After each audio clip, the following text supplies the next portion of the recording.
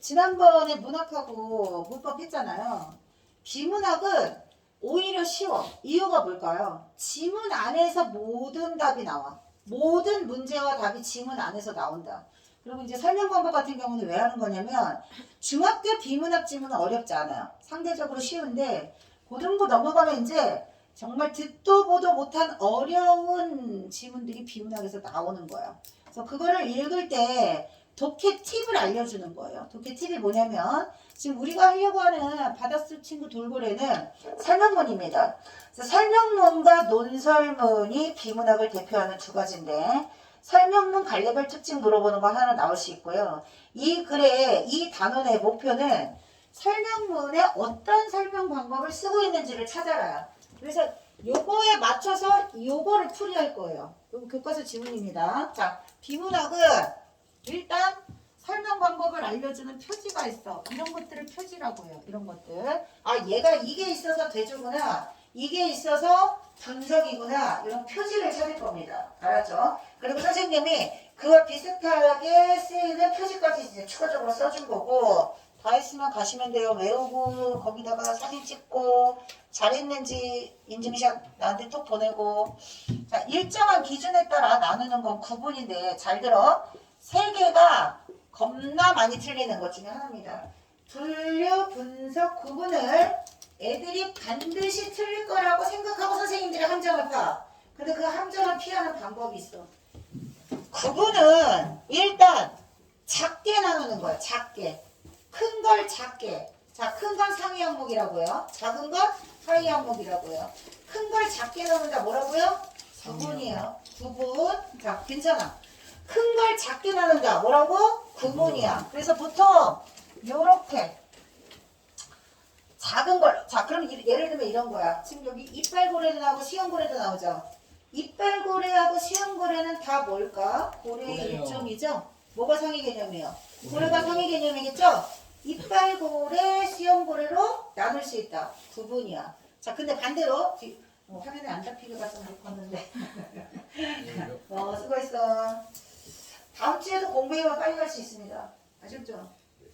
오늘 시험이 네가 보는 제일 쉬운 시험이야. 자, 어디까지 얘기했냐? 그러면 고래는 이빨 고래와 시험 고래로 나눌 수 있다. 작게 나누면 구분이라고 했어요. 근데 이빨 고래와 시험 고래를 묶을 수도 있죠. 그렇죠? 자, 근데 여러 가지가 막 이렇게 있어. 근데 그거를 검은 비닐봉지에 종류별로 묶는다고 생각해봐. 그렇게 여러 개가 펼쳐져 있는 걸 종류별로 묶는 건 분류야. 그러니까 분류는 큰 개념으로 묶는 거예요. 얘는 묶음이야. 그리고 얘는 뭐야? 나누는 거야. 근데 또 하나 추가해야 되는 게 뭐냐면 나눌 땐 반드시 기준이 있어야 돼요. 예를 들면 버스, 택시, 승용차 뭐로 나눈 걸까? 자동차, 그러니까 자동차를 버스, 택시, 승용차 뭘로 나눈 거지? 이동수단, 맞나? 이게? 내가 말한 게 맞. 아니야. 이게 좀 이상하다. 내가 잘하는 분야를 얘기하겠다. 문학을 시, 소설, 수필, 희곡으로 나눌 수 있어요. 그쵸? 문학이 상위 개념이겠죠? 문학을 시, 소설, 희곡, 수필로 나눴어. 하위 개념이겠죠? 구분이야. 근데 서정시, 자유시, 산문시, 시조, 수필. 여기서 어색한 이질적인 게 하나 있지. 뭐 있어요? 수필. 그럼 수필은 빼야 되는 거야. 묶을 때 비슷한 종류로 묶어야 되는 거야. 기준이 뭐냐? 그리고 종류별로 어떻게 묶었느냐. 이게 중요한 개념인 거야. 근데 거기까지는 안 나와. 중2라서. 거기까지는 안 나오고 표지를 보고 지금 여기 나와 있는 표지를 보고 설명 방법 뭔지 그것과 같은 설명 방법을 쓰고 있는 거는 뭔지 이 정도 나오고요. 표지 다음으로 나오는 게 설명문에서는 자, 설명 방법은 앞뒤 문장 관계도 중요합니다. 앞뒤 문장 관계를 나타내는 접수고 뭐가 들어가는지 중요해요. 접수고. 그러나, 그래서, 그러므로, 따라서 이런 것들도 문장 간의 연결관계를 나타내는 거기 때문에 시험에 나올 수 있고요. 기출됐었습니다. 계속해서. 그동안 계속 기출됐던 내용 중에 빈칸에 들어갈 접수어와 같은 방식으로 쓰인 것 또는 가장 어렵게 나왔을 때에는 각 문단에 여러 개의 접속어를 빈 구멍 내놓고 거기에 들어가는 게 모두 일치하는 것을 뭐 이런 식으로. 그러니까 접속어 파악해야 되는 건 문장과 문장 간의 연결관계를 알아야 독해력이 올라가기 때문이에요. 그래서 접속어, 연결관계 중요하다. 자, 그 다음에 요거 제일 많이 틀리는 것 중에 하나가 자, 나눌 수 있다가 함정이에요. 알았지? 근데 이거는 큰 걸 작게 나누는 거라고 그랬잖아. 그치? 큰 걸 작게 나누는 건데 얘는 달라. 이루고 있는 구성 요소야. 전체를 이루고 있는 구성 요소. 반드시 이 공식에 맞춰서 풀이하셔야 됩니다. 자전거가 세발 자전거도 있고 두발 자전거도 있죠. 어제 자전거 얘기 한참 했네. 나는 세발 자전거를 약간 착각했어. 어렸을 때 완전 애기들이 타는 거 세발 자전거죠. 네발 자전거. 아니 완전 애기들이 타는 거. 뒤에 이렇게 앉는 자리 있고 바퀴 이렇게 달린 거 못 봤나? 뭔지 알지? 애기들 타는 거. 난 이 세발 자전거랑 지금 니네가 말한 네발 자전거 있지? 애들이 바퀴수 세느라 계속 그냥 머리를 굴리더라. 이렇게 믿지 않겠지만 내가 진짜 한때 미대를 갈 정도로 그림 엄청 잘 그렸었다는 거. 두 발에다가 보조바퀴 달면 진짜로 미술 전교일등이었어. 근데 사장 돼서 맨날 국어만 하다가 맨날 자 그런 거 있잖아요. 크리스마스 카드 그리고 달력 만들고 막 쇼핑백에 그림 그리고 막 달걀 껍질에 색칠해가지고 막 모자이크 붙이고 선생님이 늘 내 걸 샘플로 보여줘서 전교생한테 1400명 전교생 중에 1등하기 쉽지 않아요. 자, 개떡 같지만 잘 알아봐봐. 자전거가 바퀴가 두 개면 힘드니까 여기다 바퀴를 또 달잖아. 네 발 바퀴죠. 그쵸? 그리고 한 발 바퀴도 있다고 누가 얘기했어. 있기가 있겠죠. 서커스겠지, 서커스. 일반인들은 안 타는. 바퀴 개수에 따라 자전거 나눌 수 있죠. 설명하면 뭐예요? 구분이에요. 바퀴가 몇 개냐의 기준에 따라서 자전거를 나눈 거지? 그지? 그리고 우리가 타는 건 전부 다 레저형 자전거 아닌가? 자전거가 레저형 말고 다른 것도 있죠. 그쵸? 여러 가지. 어떤 기준이냐에 따라서 자전거도 나눌 수 있어. 다 나누는 거예요. 근데 자전거는 바퀴가 몇 개든지 간에 상관없이 일단 이거 있고 바퀴 있고 이거 있고 앞뒤 연결해주는 뭐가 있지? 톱니바퀴처럼 물려있는 거 뭐라고 그러지? 체인. 그치? 그러면 자전거 한 대를 만들기 위해서 필요한 여러 가지 자전거를 구성하고 있는 요소들이 있겠죠. 이러면 분석이 되는 거예요. 자전거 전체를 이루고 있는 구성 요소를 부분으로 다 나눠서 설명하는 게 분석이야. 알았니? 시계를 보세요. 시계가 벽시계도 있고 탁상용 시계도 있고 손목시계도 있어. 그치? 그런데 시계는 모두 다 쪼개고 보면 10침도 있고 9침도 있고 뒤에 시계가 만약에 이렇게 아날로그 방식으로 가는 거면 뒤에 톱니바퀴 있다. 시계에도 톱니바퀴 있고 건전지도 끼워야 되고. 근데 전자식 시계는 또 다른 방식으로 만들어져 있겠지. 얘를 이루고 있는 구성 요소별로 나누는 건 분석이야. 그래서 이렇게 나와 있다 하더라도 이루어져 있다로 바꿀 수 있거나 얘를 이루고 있는 전체 구성 요소면 분석이 되는 거야. 고래를 이빨고래, 수염고래로 나눌 수도 있지만 고래는 머리, 몸통, 꼬리 뭔지는 알 수 없지만 눈깔도 있을 거고 물 뿜는 모도 있을 거고 시체 해부하듯이 요거 해부하듯이 고래를 다 부분 쪼개서 설명할 수 있잖아요. 이런 건 다 분석이야. 많이 나오는 게 물고기 어떻게 나누어져 있다. 어떻게 이루어져 있다. 뭐 꽃도 마찬가지야. 어제 그게 생각이 안 났어. 그 식물 줄기를 자르면 거기에 물이 지나가는 관이 있고 공기가 지나가는 관이 분명히 있죠. 반대로 가는 거. 그거 뭐라고 하지? 기공. 물관 채관. 물관 체관, 기공은 하죠. 그치 맞지? 그게 맞지? 그거를 뭐 이것저것 얘기하다가 뭐 하여튼 식물을 이루고 있는 그 단면을 자르면 그 안에 어떤 구조로 이루어져 있는지 보이잖아요. 분석 어떻게 하는지 알겠죠? 김치 어떤 게 있어요? 배추김치, 열무김치, 석박지 여러 가지 많이 있지. 그럼 뭐겠어요?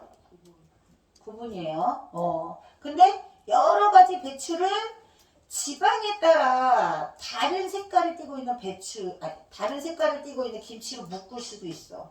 자, 뭘 기억하면 돼? 힌트를 반드시 줘. 묶는다, 나눈다, 이루어져 있다. 세 가지 구분하는 게 중요하다. 시험에 잘 나온다. 자, 그 다음에 요거는 쉬워. 요건 왜 쉽냐면 일단 여러 개가 나와야 돼요. 보통 두 개, A와 B에 공통점이 있을 수도 있고 차이점이 있을 수도 있습니다. 마찬가지로와 마찬가지 이거 요렇게 쓰면 비교가 되겠죠. 공통점이에요. 그 다음 요렇게 쓰면 차이점 대조가 되는 겁니다. 표지만 찾으면 되는 거고 그 다음에 예시도 진짜 쉬워. 예를 들어 가령이라는 말이 나오고요. 그리고 이제 교과서 중에 땡땡땡 등이 있다 이런 것도 예시야. 땡땡땡 등이 있다 이런 것도 예시예요. 예를 들고 뒤에 이런 것들이 요거의 예구나 이렇게 할 수도 있고 그 다음 개념을 정의할 때는 무엇 무엇이란 무엇 무엇을 뜻한다 이런 식으로 끝날 때가 많습니다. 개념 정의가 교과서에 딱 하나밖에 안 나와요. 반향 정의 능력이라고 하는 게 우리가 한 번도 들어보지 못한 단어잖아요. 그러니까 보통은 학생들이 비문학을 읽을 때 이런 용어들은 한 번도 들어보지 못했다. 반드시 설명이 나와. 반드시 설명이 나오면 동그라미 치고 개념정의 찾아놔야 돼. 그래야 나중에 비문학 지문에 그 문제를 맞출 수가 있고요. 설명문이기 때문에 개념정의가 나올 수밖에 없습니다. 이유는 딱 하나예요. 설명문은 고려에 대한 객관적인 정보와 사실을 전달하는 글이야. 설명문이 시험에 나오면 반드시 논설문 선지랑 섞여서 나온다. 논설문은 주관적인 글쓴이의 의견입니다. 얘는 목적이 설득이야. 내가 이렇게 얘기하는 관점이 너도 그렇게 생각할 수 있게끔 끌어오는 거야. 그러면 설득을 하려면 뭐가 필요하냐면 타당한 근거가 필요합니다. 적으세요.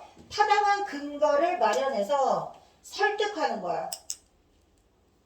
근데 글쓴이가 말하려고 하는 주장은 주관적이야. 나 혼자만의 생각. 근데 근거는 반드시 객관적인 타당한 근거여야 돼. 타당하다는 게 말이 돼야 된다는 뜻이야. 객관적이고 타당한 근거를 마련해야 된다.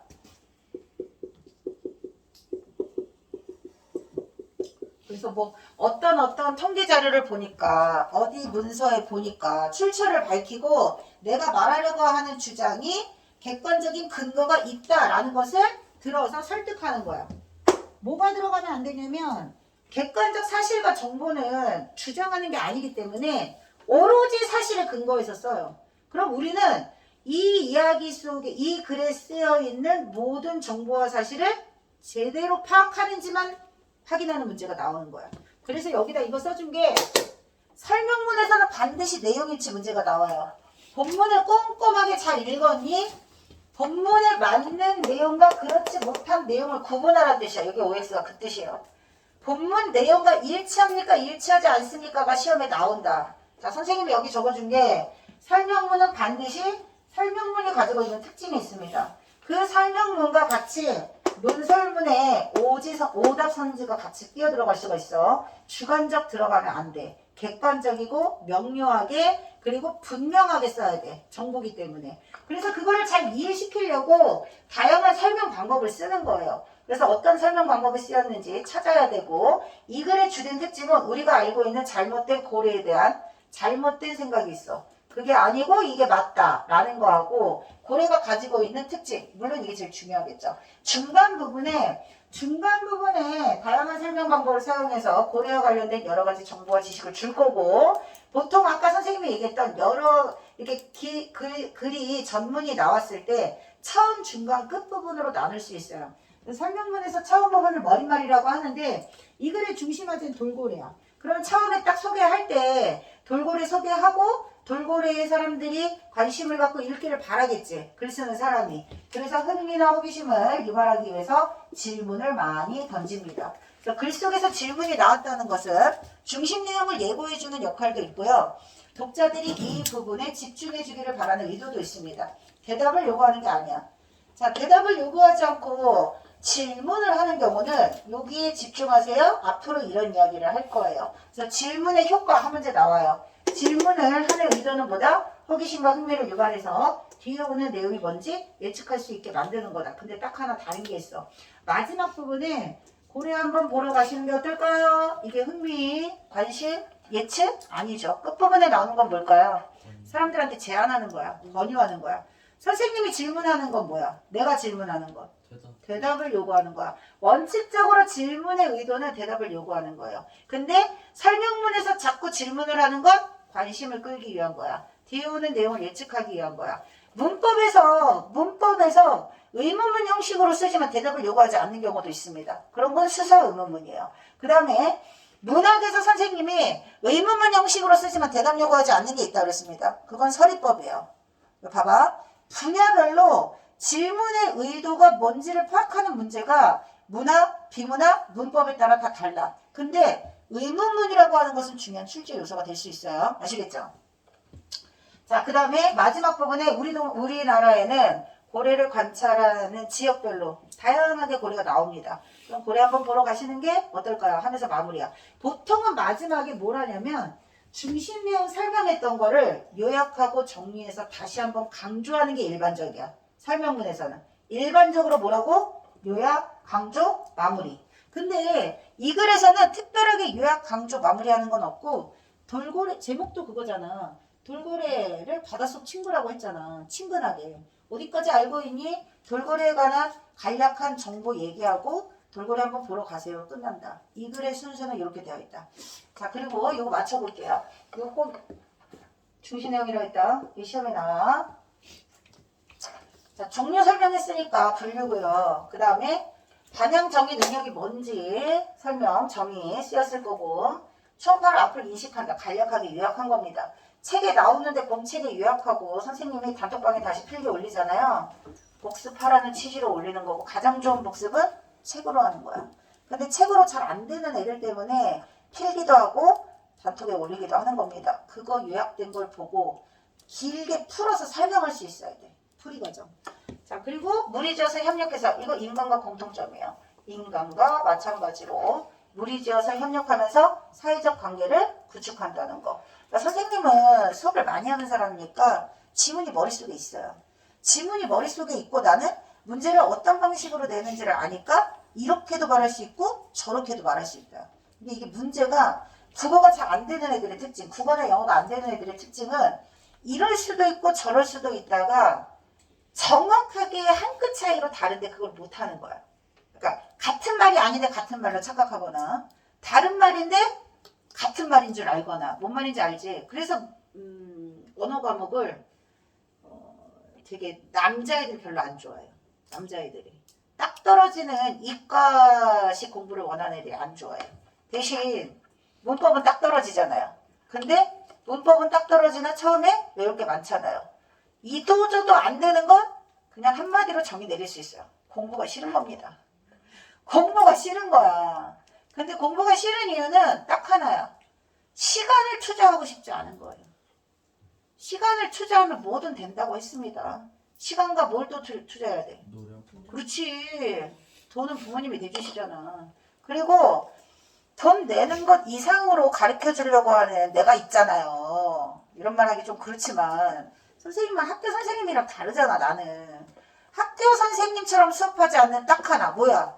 시험 잘 보게 하려고 하는 거잖아. 그걸 오랫동안 연구한 사람이잖아. 본인이 노력해 주지 않으면 내가 아무리 알려줘도 점수로 연결되지 않습니다. 근데 이게 단기간엔 안 된다. 길게 보고 가야 돼. 잘하는 친구들은 일정 시간 되면 이제 다 했나 하고서 나갈 텐데 나가지 않는 이유는 뭘까요? 다 했나가 언제까지일까? 고2 말까지야. 난 얘들한테 얘기해. 고3에 학원을 다니는 건 컨디션 조절. 내가 놓칠까봐. 그리고 고3까지 다니는 이유는 딱 하나야. 혼자 하는 것보다 효율적이에요. 학원을 다니면. 그렇잖아. 혼자서도 할 수 있는 거지만 학원 선생님이 효율적인 시간 분배를 해주고 효율적으로 더 많이 나올 것, 더 많이 실수할 것 이런 것들을 알려주잖아요. 근데 나는 자기 주도가 되는 학생들이 자기 계획하에 혼자서도 공부할 수 있는 힘을 중학교 때 키우잖아. 그럼 고등학교가 수월합니다. 그리고 고3이 그렇게 힘들지 않아요. 그러니까 아까 지금 이 남는 친구들은 고1이지 고2, 고3이 남는 일은 거의 없습니다. 그리고 제일 내가 뭐라고 하는 건 중등부지 고등부 애들한테 뭐라고 하지 않아요. 채점도 알아서 할 수 있어. 다 시켜놓은 거 이제 자기가 안 되는 거 확인하면 되는 거니까. 그래서 중등부가 빡세고 바쁘다는 거. 그러려면 반복학습 하시고 본인 스스로 문제점을 꼭 반드시 찾으시고 지금은 안 되지만 언젠간 될 수 있다. 3학년 안에 끝내야 돼. 3학년 안에. 그럼 요거 이제 해볼게요. 찾아보자.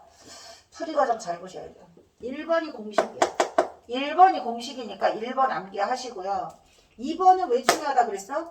무조건 설명문에서 내용일치 문제가 나오기 때문에 본문의 어느 부분이 시험 출제 요소다 하는 것을 아주 간단하게 외웠겠지만 여기에 바꿀 수 있는 단어 그리고 여기에서 쓸 수 있는 문제들 그건 책에다 기록할 겁니다. 책에다 기록할 거고요. 설명 방법을 찾으려면 뭘 찾으라고 했어? 표지를 찾으라고 했습니다. 표지.